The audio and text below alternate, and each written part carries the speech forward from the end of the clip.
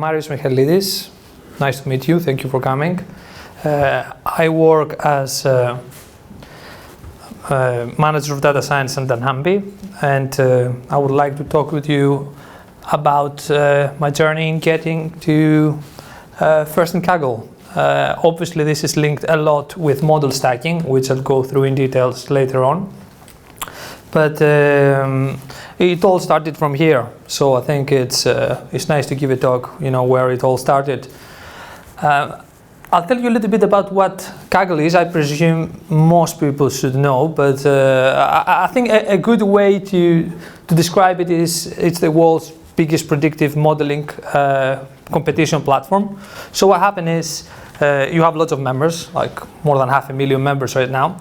And various companies like Microsoft or dunnhumby will host different modeling challenges where they will supply a set of data and they would like to find answers, which are outsourced to lots of people who try to get the best solution.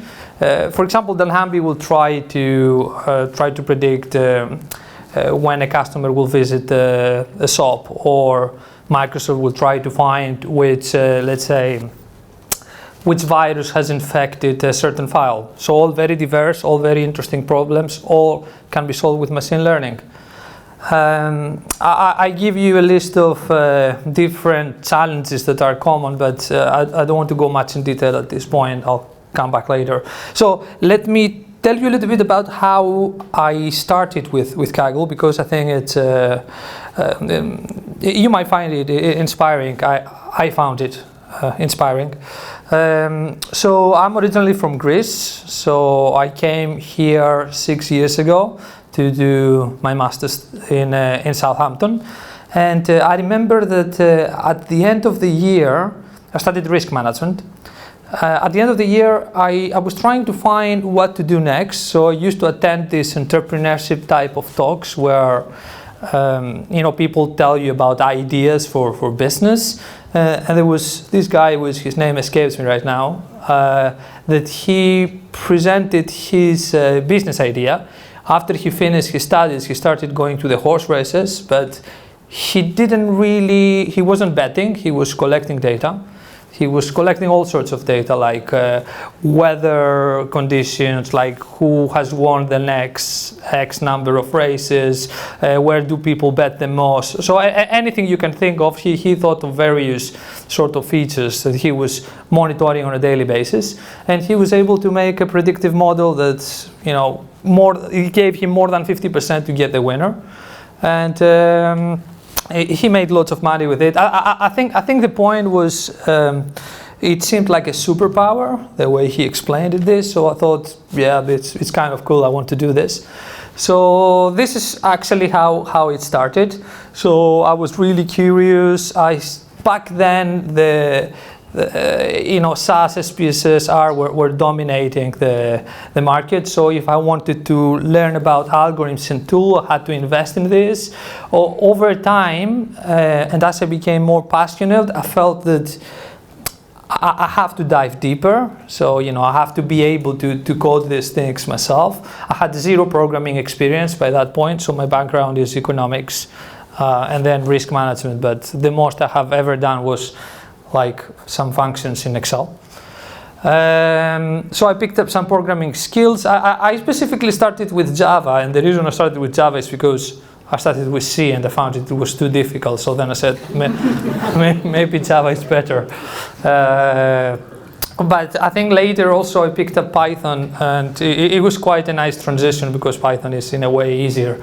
But yeah, I started learning a lot and I started coding a lot. And then once I built lots of algorithms, I tried myself basically to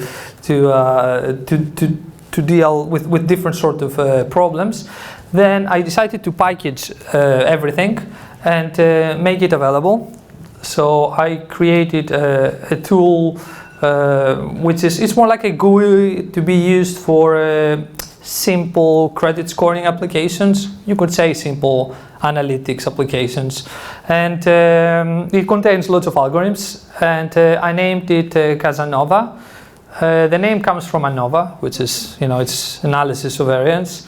And the suffix, the prefix is Kazani, which is my mother's last name.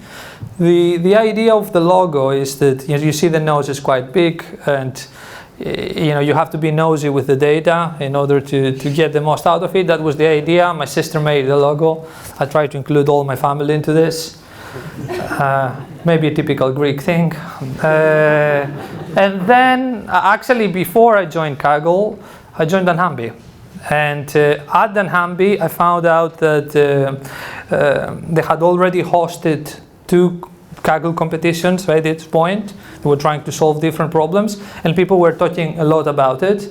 So, I thought that I should upskill myself to see what exactly is that and how I can reach that level. So I started with a few competitions, and I guess initially I didn't do very, very well, but it didn't seem like I wasn't doing very well, because I was learning a lot. But I think that's the point. It never felt like. It didn't stress me. It was really nice because people were really open. They were sharing stuff. There was a lot of collaboration, and I've learned lots. And over time, I think after 100 competitions, I sort of also found a way to be able to do consistently well. But yeah, I do want to highlight the fact that sharing and collaboration is great, and therefore I encourage everybody to give it a shot. So I think the end results of me playing 3 years in actively participating in Kaggle competitions is I have played in more than 100 different very, very diverse challenges in certain situations. I have teamed a lot, so in about half of the situations I have collaborated with different teams from different nationalities, different ages, completely different backgrounds, data scientists, engineers, biologists, lawyers, even sometimes you might find it strange, but they wanted to make a transition. It's data science is a hot topic, so. I had a couple of top 10 finishes. Obviously it didn't happen immediately. It took some time to develop sort of the pipeline that can get you there.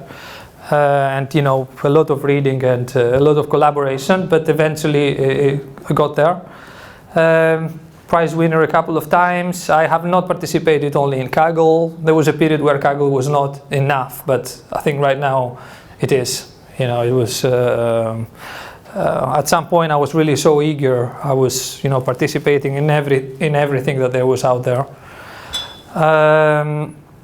I think the end result of all of this is at some point I managed to get first in the global ranking list. The way it works is that with every competition, based on how many points you get, based on the position you get different points. It's almost like in tennis, if where the more you participate, the better positions you get, the more ranking points you're awarded. So there's this sort of league. So after 3 years of competitions, I managed to get first. You may see the Greek flag there, just because the moral of my country is quite low at the moment with all the financial crisis. So I thought I should give it a boost. So I think, and now I'm slowly getting into the more interesting part for you. What wins competitions? In a very rough summary, I think first of all you need to understand the problem. You need to understand what you try to optimize. You need to understand what you try to predict. You need to understand, like the data that you have. Do you have dates? Do you have categorical data? Do you have numerical data? Do you have data which are very specific to the kind of problem you're solving? All sorts of things. You need to really spend some time to understand what you're trying to solve. I can give you an example. I remember there was an insurance competition where you had to predict which policy customers will pick, but you would see that in 99% of the situations they were renewing. They were just picking the same policy. So actually there was no it was more valuable to try to predict if they will renew or not, rather than trying to find immediately which policy it is, and sort of map this into a two-stage problem. So I mean, this kind of thorough investigations of the problem can really help you to break it down to smaller ones, and just helps you get better solutions. I think you need to have discipline, especially in how you test.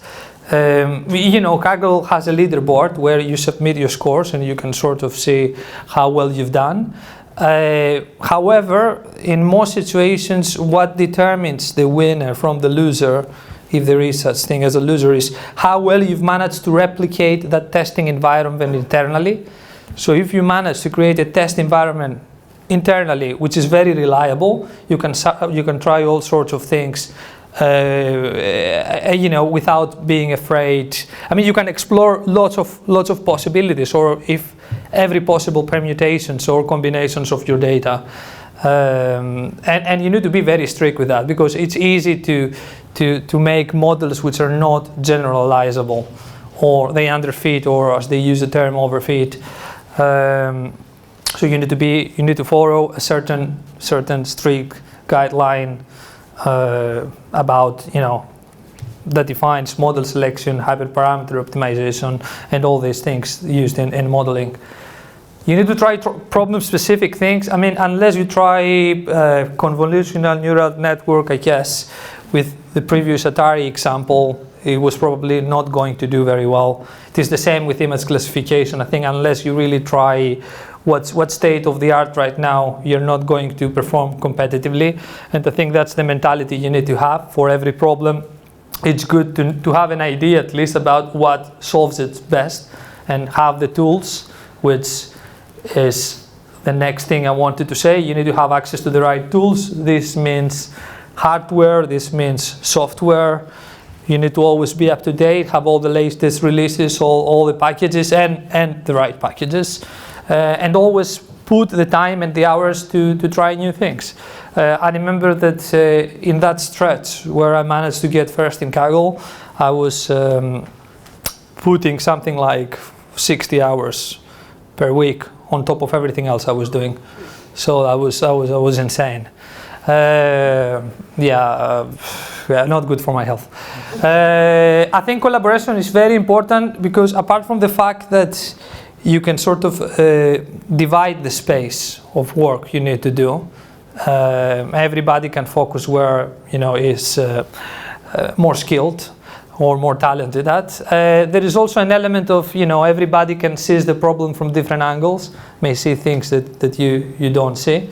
So I think in that sense, collaboration, I mean, apart from any other obvious benefit, which is makes it more interesting, more fun, is also it definitely helps performance. It's almost as an ensemble of different approaches, as I will come later to focus on. And ensembling refers to how we combine many different models to get sort of a better result, or how to create a very powerful model by using smaller or weaker models. And I think mastering this is what really, I think, gave me the edge in most of the competitions. And I'll get more details into this later on. So what I'm doing after Kaggle, well, or along with Kaggle, it's not like I have stopped, but I'm not participating as much as in the past. I'm doing also my PhD at UCL about using ensemble methods to improve recommender systems, which is sponsored by dunnhumby.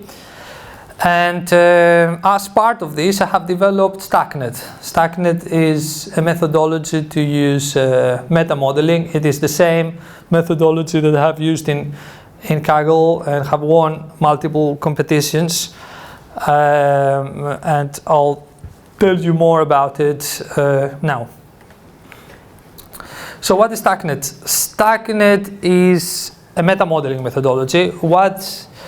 By the term meta-modeling, I mean that we use other models, in a new model. So it is an after modeling phase. Is a new modeling phase. that it uses Wolpert's stack generalization. This is basically model stacking. Not sure if you've heard the term.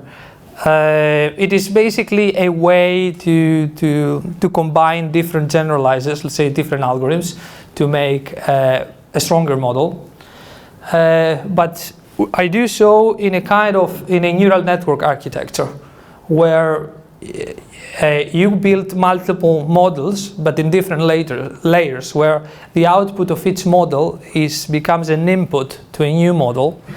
And you keep doing that until you squeeze any sort of information there is in regards to your target variable, whatever you try to predict.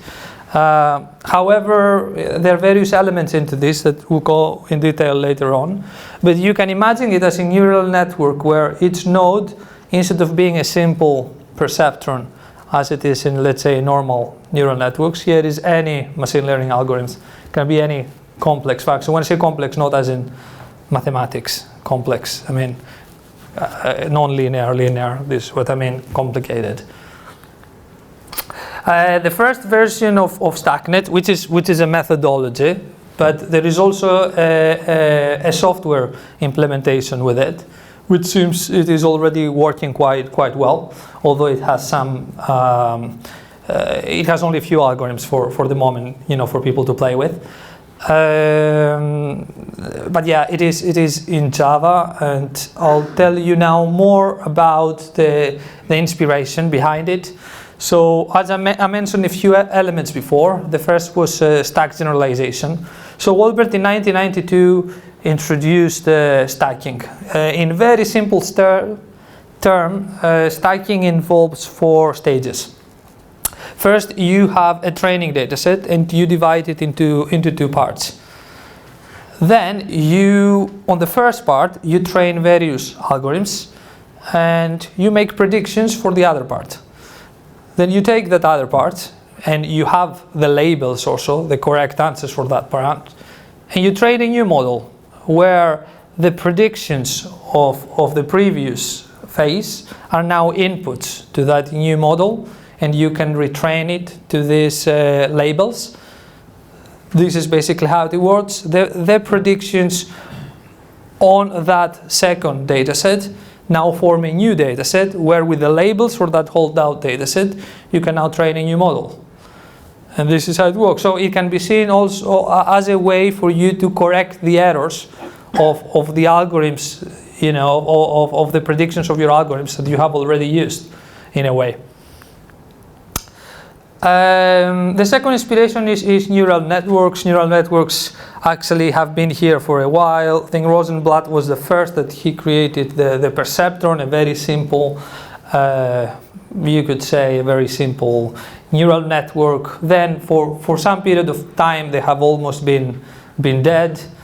Then backpropagation came back into the mixer and perceptron took its revenge for a while. Then I think then the computational requirements to be able to make these models very predictive were not there. But now with the advent of this, with the usages of GPUs, we have sort of come into a stage where we can revisit them and make them deeper, make them more predictive. And I think they have re-emerged right now as being, for many problems, again, the state of the art in predictive modeling. And it is this kind of architecture that, it has various advantages, and that's why I'd like to use it through the stacking mechanism, because as you can see, it's very easy to build models scalably. And by reusing the information in multiple layers, you can squeeze more and get a better prediction. I built that first version of StackNet in Java. People ask me why Java and not either C, which is more efficient, or Python, that is easier and will have more integration with other algorithms. It's not C because C is, I think it's not very easy to use. It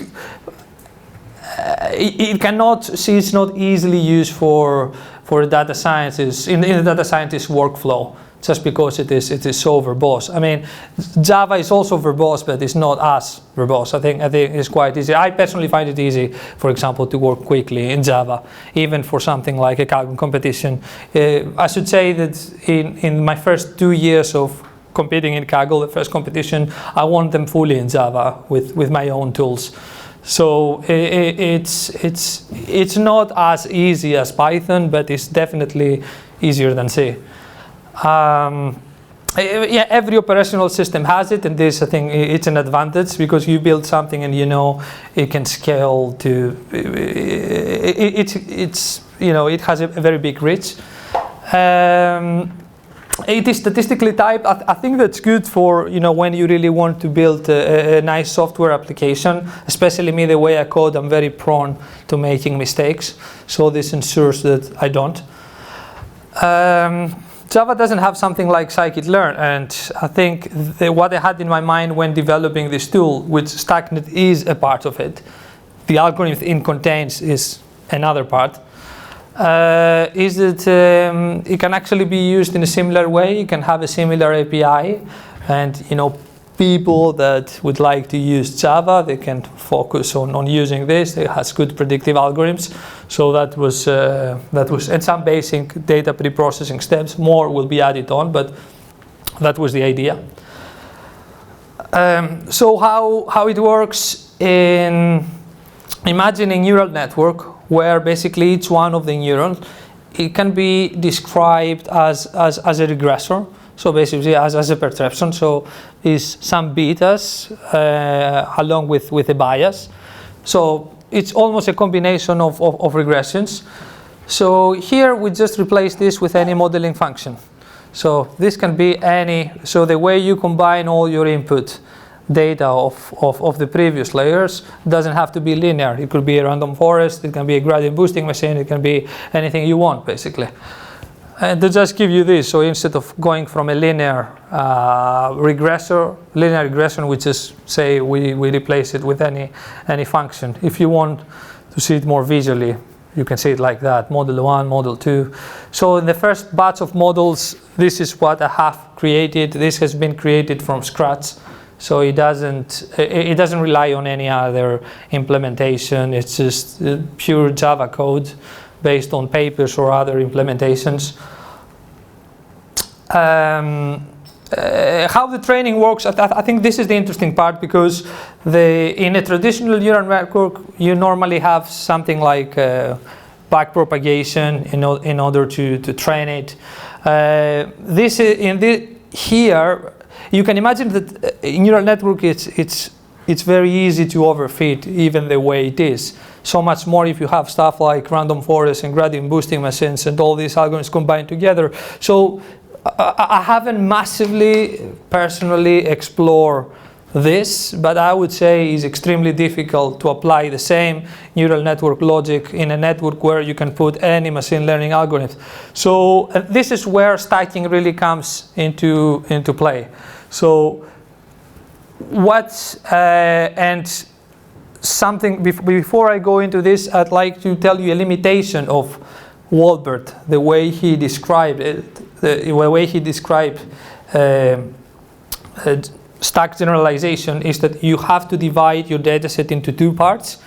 However, that means that if you want to keep doing it, you will always need to divide your data into two parts. So if you wanted to potentially combine algorithms in multiple levels, you will always need to run your models in much less data. So, and this is a problem, because you can see, you will see, I mean, when you try that, you do get uplift by adding more layers. Obviously, you get more in the first layers, but you can keep getting. But if you make the data too small, then you just can't get any significant results. So here it uses a reusable, StackNet uses a reusable holdout mechanism. Don't confuse this term with, I know this term has been used somewhere else, but for something completely different. I just noticed recently. So what I mean here is that we have some training data, and what we do is we do k-fold. So let's say we divide it into 5 parts.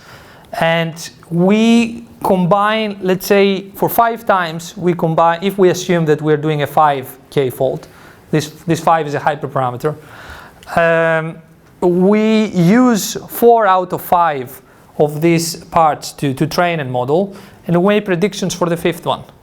We do that 5 times so that we always predict in a holdout fashion. We always predict, we try to make certain that, make predictions on test data. In a way, so test data, so our predictions are biased. And when we score everything, we just put it back together, and we bring that prediction forward. This is how basically the mechanism it works, and it works really well in practice. Like it doesn't overfit, as long as there are not very strong temporal elements in your data. So you have very past data predicting very future data. You have, I think there are many ways where you can do the training, but for now I have included 2 modes. One is exactly like a simple neural network. You build the first layer of predictions, then you go to the second layer and you use the previous layer's output as predictions in the new model, and so on. However, as explained earlier, here you don't have this notion of convergence like you have in neural networks, where you have multiple epochs. Every model is immediately trained on your outcome variable. So if you wanted to revisit the initial data, a good way to do it is to actually restack everything. So when you are in the 3rd layer, don't include just the previous direct previous layer's predictions, but also everything else, even the input data, if it may be. And it works well in practice. In many situations, this actually performs better, because allowing an algorithm to seize the data again, it can, it may find some information it didn't find initially with the help of some other models that already help it to explore some part of the information that was already in there. So you have available these 2 modes, and it may be, one or the other. In various Kaggle competition, it has been one that worked better. In other Kaggle competitions, for example, it has been the other one that worked better. So there are other modes, but I think StackNet at least comes with this too. Now I would like to talk to you a little bit about the actual implementation, about the software and how it can be used. And later I'll give you an example with some code of how you can use it to get a top score in a Kaggle competition with code in GitHub. The algorithm has, the software package has some commands, so you can run it from the command line. The vision is that later it will be a GUI, so you will have a graphical user interface, but for now it's just a command line. So you have, normally what you need to specify is just a train and a test file. This is my training file, this is my test file.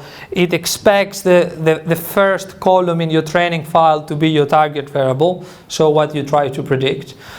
Then you have various options, like how many folds you want to use for cross-validation, obviously a seed for randomized procedures to be able to replicate the results. If you want to use restacking mode, it is this stack data command. The metric you want to monitor, for now it supports only 4. More will be added. How many models you want to run in parallel. So imagine that the stronger machine you have, the more models in each layer can be run in parallel. And you can also add threads to these models individually too. So you can run in parallel 2 random forests where each one builds some trees in parallel. So you can make your own, you can leverage the most, your cores, you can allocate your cores optimally. Some other details, generally StackNet supports both sparse and dense data. I don't know if people are familiar with sparse data. Sparse data is when you try to not to list the zeros in your data. So you keep only the non-zero values. Extremely useful for where you have a lot of dummy variables, for example, lots of binary features. So you only keep track of the non-zero ones. Also, StackNet requires a parameter file. The parameter file looks like that. It's normally a txt file that says you have a break line to determine the levels, and then you list the models that you want to add, each with their hyperparameters. For example, I want to build a StackNet that has 2 levels. In the first level, I want to have a logistic regression that uses regularization with c-value of 2. I want to use a gradient boosting forest classifier that has these trinkets and has that many estimators. I want to use a random forest. Then I want the outputs of these models to be fitted on a random forest classifier with 1,500 trees. So this is what it looks like.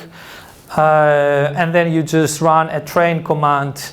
You set the parameters file, you set the train and the test file, and it produces the probabilities, your predictions in that pred underscore file. However you define that. It is as simple as that, or not simple, I don't know how you find it.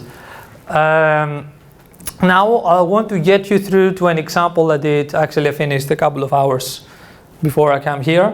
So previously I mentioned that I started Kaggle 4 years ago, and initially I didn't do very well. So this was the very first competition I joined.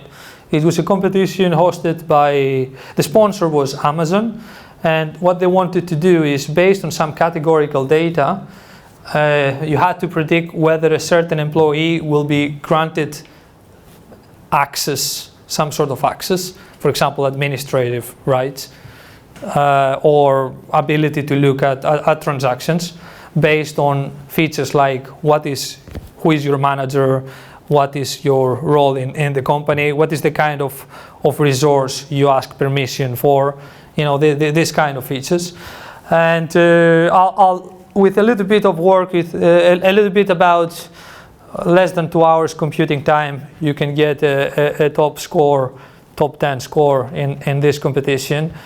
Using StackNet and a little Python code that I'll show you. How I run these experiments. This was a popular challenge back then when I first joined. There were 1,700 team. I finished something like 100 after spending 3 weeks. Now I spend more like, well, I spent 2 days. I spent 2 days, but I didn't. I spent 2 days because I wanted to make certain it looks okay, but I think I could do it much faster. This can get you to a top 10 score within a few hours. I think what was really interesting about this competition is that it has only 8 variables, which you will think, how difficult can it be? Just 8 variables. Actually, you will see huge differences in the scores, and that's because all variables are categorical and they have extremely high cardinality. So they have like thousands of categories. So it is a battle against underfitting and overfitting, how to find, which categories to keep. And obviously you need to explore lots of different interactions in this data set to be able to do well. I remember, I have to admit, I was cocky when I entered in that competition, but I learned my lesson quickly, because I said 8 variables, how difficult can it be, but it was quite tough. I managed to finish around 100, but after reading a lot in the forums and after and after receiving a lot of help, like from the competitors. Yeah, and that's why I recommend Kaggle. This is where I really found out. Actually, all these hours I've put developing software and learning algorithms. When tested in an environment with so many skilled people, I think you can understand, where you need to be. As I said, this kind of problem, you have to predict whether an employee will be granted access. You had to optimize area under the ROC curve. I hope people are familiar with it. Otherwise, it's just a metric that says, that you try to have high correlation between your prediction and the target variable. So the higher the score, the higher truly the probability of a person to be granted access. In order to run these experiments, you need to download the data from that competition. Hopefully we'll share the link, the PowerPoint later, so you can actually try that yourself if you want. And you can see that a detailed example in the StackNet's official GitHub repo. The way, initially you need to prepare the data set. So you need to run a Python script where it produces several files for you, modeling data sets, where then you feed into StackNet. The way I made this is I built two different StackNets, just because I wanted people to understand the different sort of options they have. The first StackNet uses sparse data. So what I did is I put these 8 variables and I created all possible 4-way interactions. So variable 1 plus variable 2 plus variable 3 plus variable 4, then 1, 2, 3, 5, then 1, 2, 3, 6. So all possible 4-way interactions, up to 4-way interactions.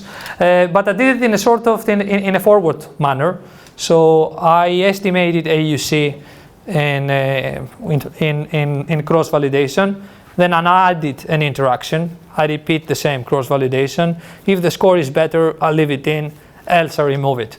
This is sort of to keep only the important ones. It's a brute force forward way interaction, let's say feature selection. And I use logistic regression to do that. So then the output comes out as a sparse file. So what I do is then of all these interactions, I did something in Python called one-hot encoded. So every feature in these interactions, so every value in these features becomes sort of a binary feature, 1 or 0. Is this role present, 1 or 0? Is this combination of role and role family present, 1 or 0? So this created, I think, something like 500,000 columns.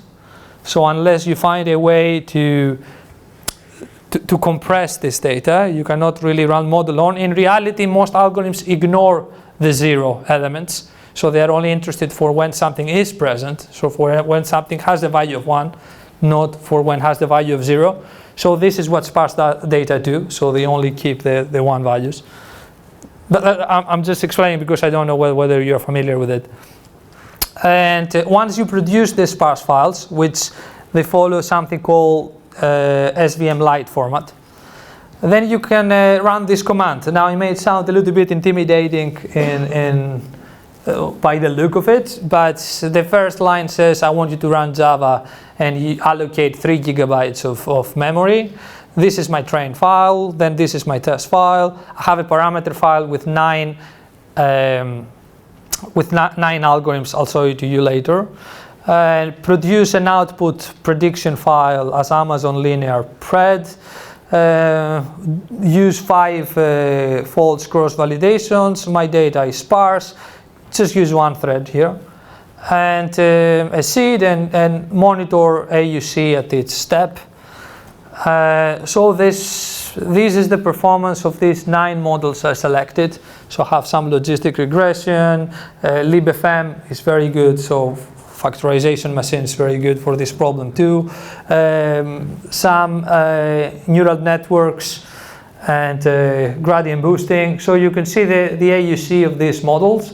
And I selected a random forest for a level 2 classifier, so to fit on the outputs of every other model.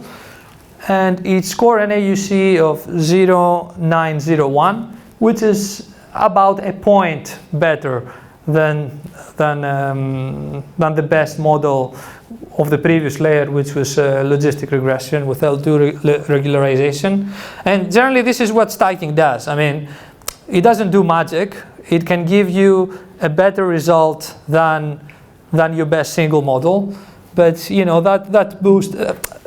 obviously this is a factor of many things like diversity, how correlated the models you have created in the previous layer are, but it can give you the edge, especially in competitions where you try to win by yes?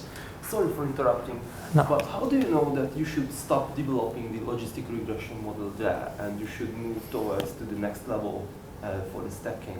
That's a good point. We don't. So you just the way I built it is first I choose only one model, and I run and I check the cross validation, and this is how I tune it. So and then I select the second model. Obviously, you can think of that the more models you add, the better performance you're going to get, and you would hope that even if you add some redundant models, then your second layer model will be able to find it. But there is no way to know that I should stop here. So the way it works is the more, the merrier, and you can hope that you can discard some later on in the meta modeling phase. So this is automatic, but you can also impose some manual elements into it. For example, StackNet can help you output all the predictions of the previous layers. So you can even check yourself whether I should stop or add more models. But in general, there is no way to find what is the right architecture. There is no way. I mean, in most situations, the more you add, the better it is. And at some point it converges. You see at cross validation that you cannot improve anymore.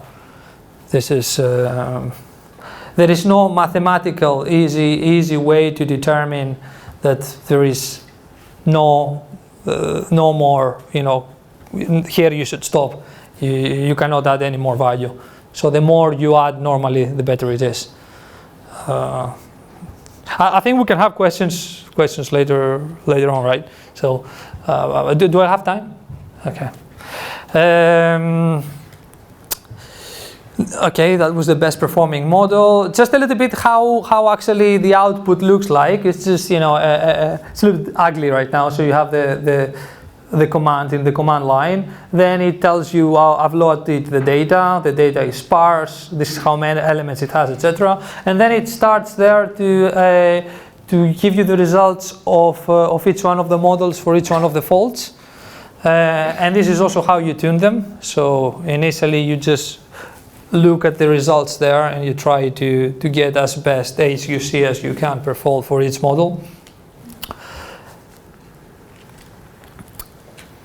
The second experiment actually uses dense data this time, but the difference with the previous one is that here we actually provide the faults ourselves. So previously you provided the file and you said you do the cross validations internally.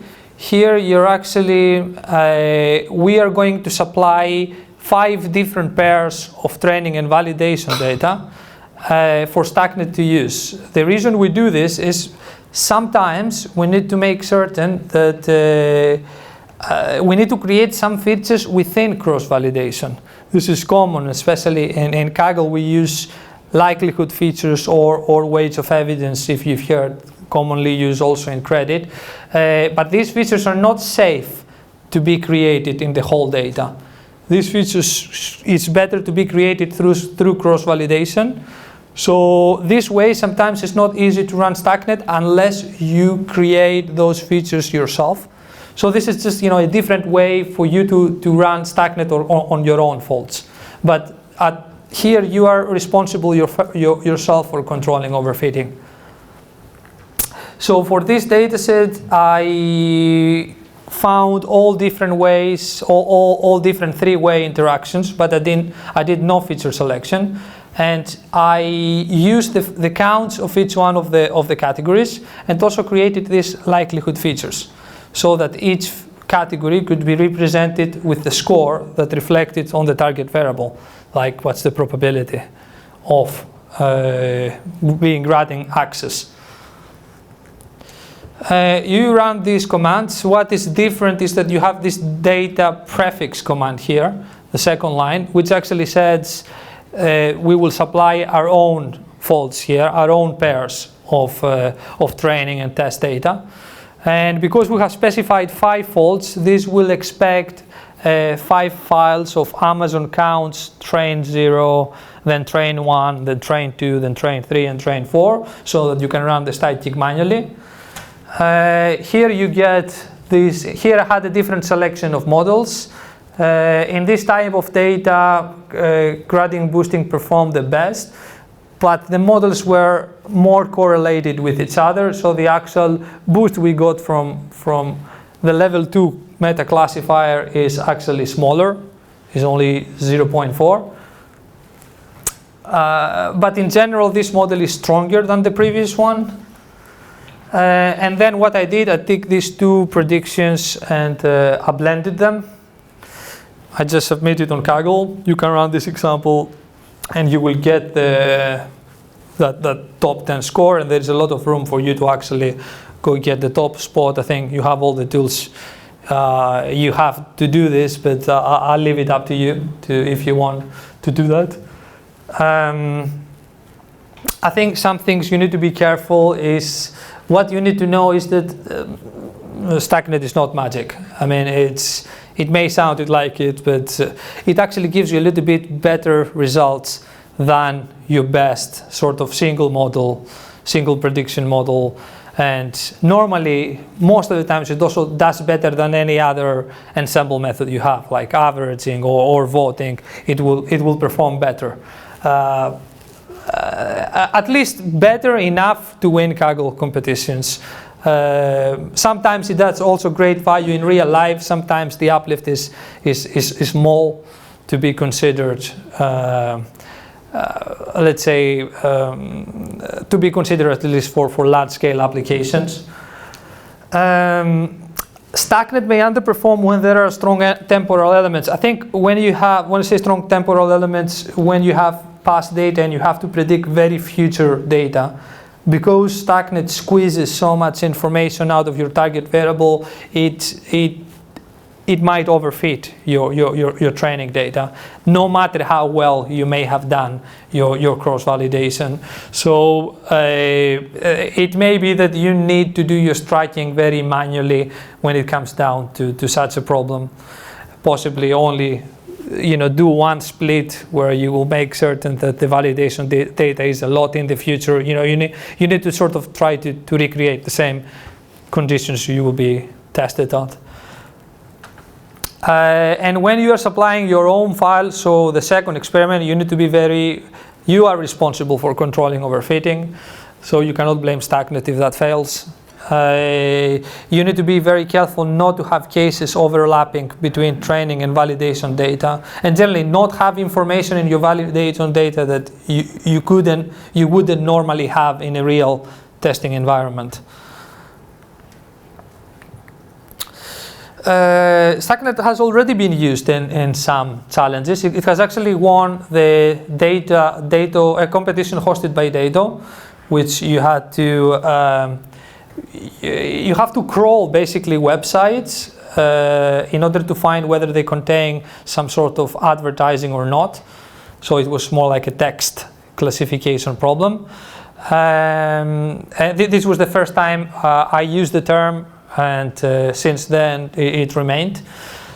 It was also used to win the home site conversion challenge on Kaggle, and I released the software now in a competition sponsored by 2 Sigma, and also in Kaggle, and people have reported that a lot of people in the top 10 have reported that they're using it, and it gives them good scores. It's a little bit the same. I released it because the point I did it, everybody passed me on the leaderboard. I can give you a visual example of how stacking was for that data competition.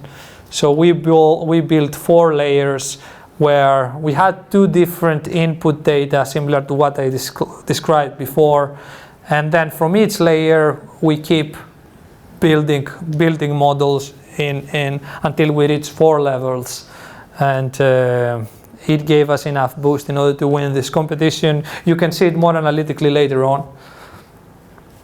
What I plan to do next for StackNet is, for now, StackNet has some implementation of algorithms which I developed. I would argue they are the most efficient. So what I want to do next is to make certain that it contains the top tools. So when you build your ensembles, you can choose any of the tools you like or love. It has to be accessible in other languages too. Right now it's just a Java tool, but I'll try to make a wrapper for Python, possibly R, so that more people can use it.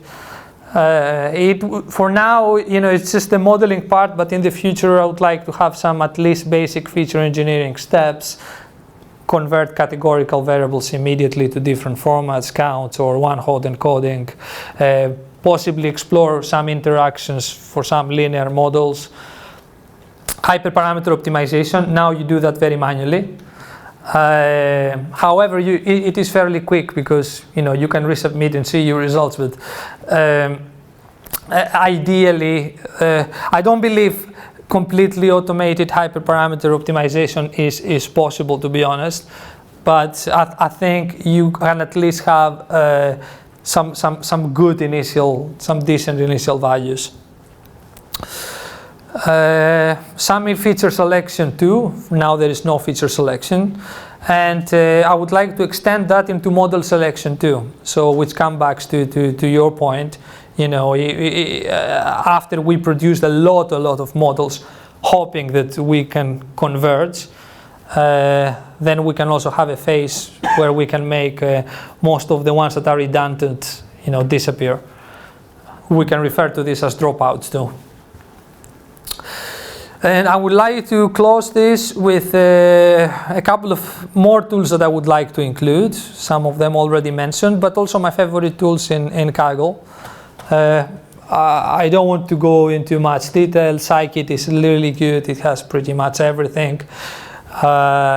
For gradient boosting, I like XGBoost. LightGBN developed by Microsoft is extremely fast. I think recently I found out that it's actually performing better. Rapid is extremely good for fast linear models. I found it very, very useful for some competitions that had like billions of data. LibLinear also very quick and very efficient for linear models. The original libfm, very good. Also libffm, so field-aware factorization machines. They have been extremely good at clickstream type of problems. Weak in Java has a lot of tools. GraphLab 2, although I'm not sure whether they are still open source. I like open source. Keras and Lasagne, I really like them. To be honest, I don't like personally working directly with TensorFlow or Theano. I'm lazy, so I prefer to use something like Keras that makes it easy for me to construct my neural networks. And when I have tasks that are specifically for ranking, so I have a list, can you rank me these leaks from top to bottom, which one is more likely to happen, then I like to use ranklib. And yeah, that was it. Thank you for bearing with me.